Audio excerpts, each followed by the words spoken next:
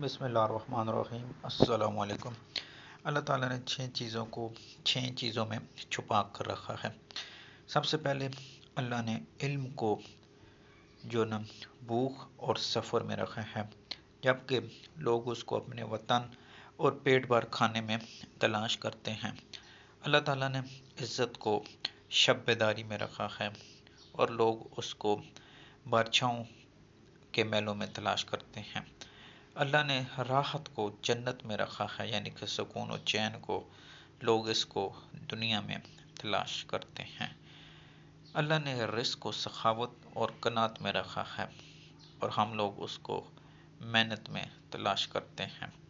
اسی طرح مزید اللہ تعالیٰ نے دعا کی قبولیت کو رقمۂ حلال میں رکھا ہے، یعنی کہ حلال کھانے میں، اور ہم پتہ نہیں کہاں سے امیدیں لگا کے رکھتے ہیں۔ تو ناظرین، ان 4 5 6 پہلوؤں پہ غور کریں اور دیکھیں ہم میں کہاں کمی ہے جو ہماری دعائیں قبول نہیں ہوتے یا پھر معاملات نہیں بنتے۔